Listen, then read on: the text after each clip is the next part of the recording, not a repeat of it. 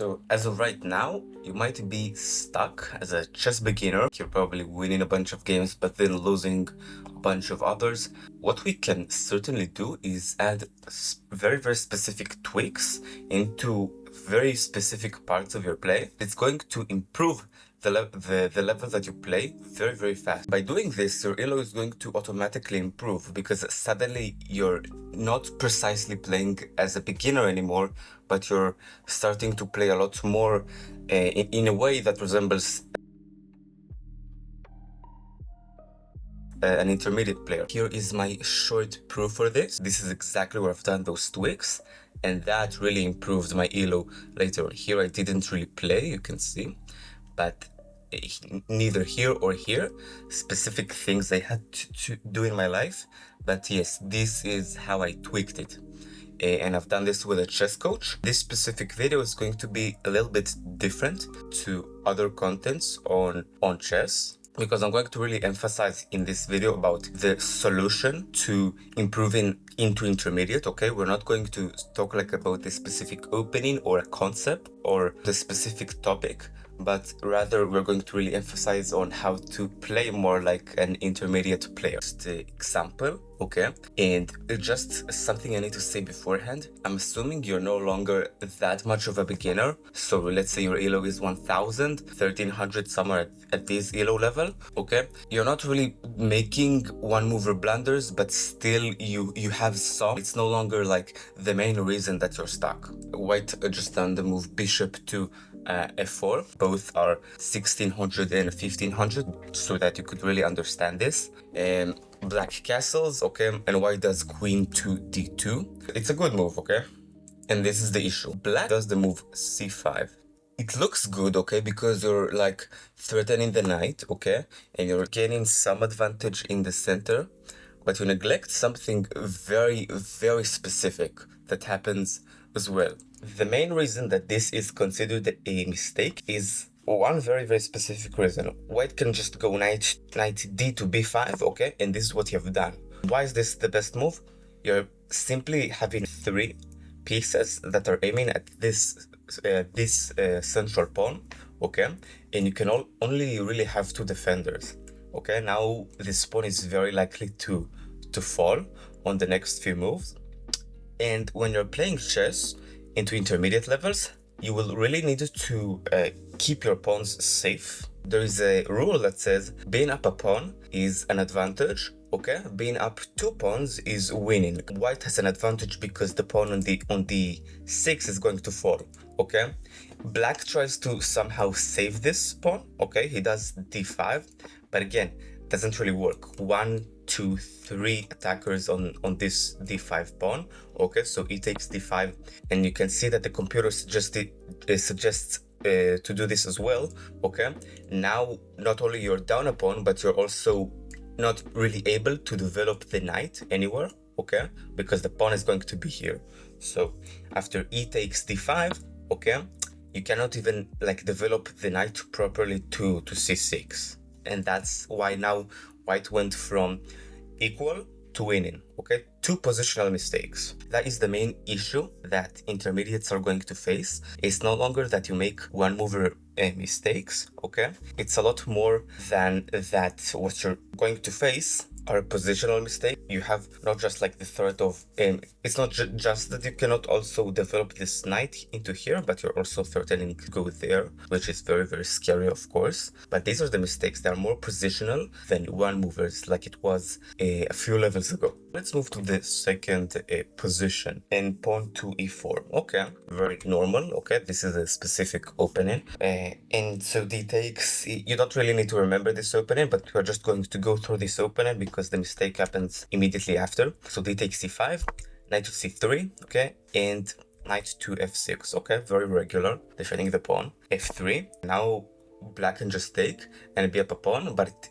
it's not precise. After e takes on f3, what white does is he brings the knight. You give up a pawn, back this up with a development that is a way to justify this. This is a gambit, is to give up a pawn, but you're having a development advantage, or really another type of an advantage. Black does is bishop to f5, okay, another normal move. White does bishop to c4, and now it's an inaccuracy. Positional understanding really starts to kick in.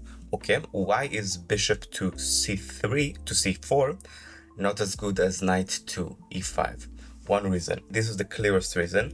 Okay, if you do knight here, how precisely black is going to fight against it? Okay, if he's gonna put his own knight, is gonna be here, you could just take, and once he takes with a pawn, okay, you just ruined his pawn structure. And so this is another example. It's no longer that completely lose the game, it's small detailed mistakes that really affect the game overall. Okay, and this is of course like a very minor example, but think about this. If you're having a very long game, that can really affect you, and it certainly did for me. Solving this is a very, very difficult thing to do, okay, just because of how common they can be. Okay, just look at the past games and you're gonna probably like at least see like 3 moves that are like this. Okay, it's not that these moves are completely losing, okay, but again, it's that they are giving your opponent a slight advantage. All right, so how do we basically solve these?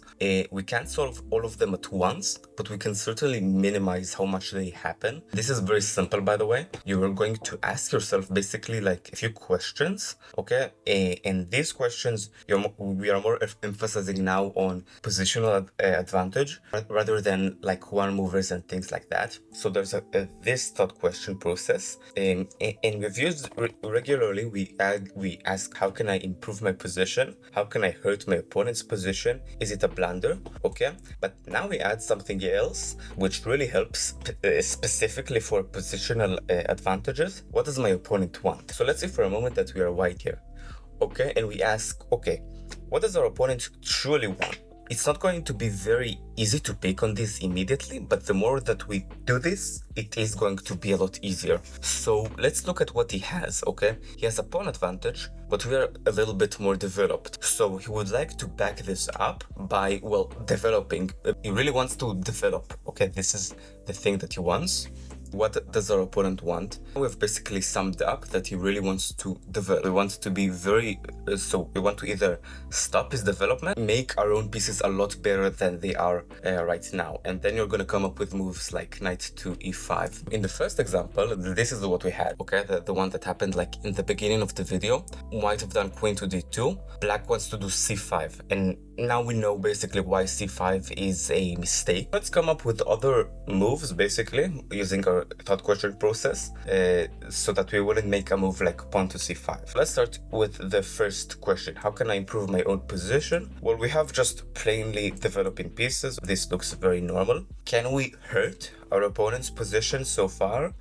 Not really, not yet at least. Is it a blunder? We haven't yet decided on the move. But the fourth question, what does our opponent want? Okay, we are equal material, but he again would really love to develop his pieces because right now he has 1, 2, 3, 4 pieces that have already moved from their starting square, and we had the rook only, the knight, the bishop.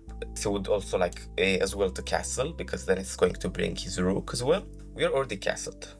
But what we can do to really improve our position is to move our knight here, okay? Because we know that he wants the castle. We can't really stop this. And this is the reason for this move. This is probably the only thing that we can do so far. And so now basically moves like knight to c6, okay, rook to e8, and probably doing something with this bishop are going to pop in your mind, okay? This is what I really think about. I really like doing this. That is where you're going to come up with these moves. And so let's just see. The computer really seems to like a knight to c6. Turns out it is a book move as well. I don't really know this specific opening. But now that we have understood this concept, there are a few things that we can do, okay, in order to help you basically play chess better, okay, and actually to really take everything you can from this video. So the first thing that we can do is write down the thought question process. Okay, how can I improve my position? How can I hurt my opponent's position? Is it a blunder? And what does my opponent want? Okay, 4 questions. You can, well, write it somewhere, stick it. Like, let's say, for example, you're writing it on paper, stick it somewhere very, very close, okay? So that the next time you go and play chess games, you're gonna naturally see it, okay? And that is going to make it easier. The second thing that we can do immediately after we write this is basically play versus bots. And why do we want to play versus bots? We just want to really practice this before we go into actual games in order to, well, play better, okay? We actually want to change, first of all, the behavior that we have, and then we're going to see the improvement that it brings us. So this is the second thing. Play versus 3 for bots than the current level of bots that you're playing against, because we want you to really max out on the positional understanding. Watch a bunch of positional understanding videos. We are starting to think more positionally. Now let's learn from a few sources, like, okay, how do we really get into improving our positional understanding versus real people actually to implement on what we've just studied. If this helped you, okay, and if you want to watch more, the next time you go into your desktop to actually study chess, okay, the first link in the description. And you can also subscribe to the channel in order to actually watch more of this for the next time. And I will see you in the next video. Bye bye.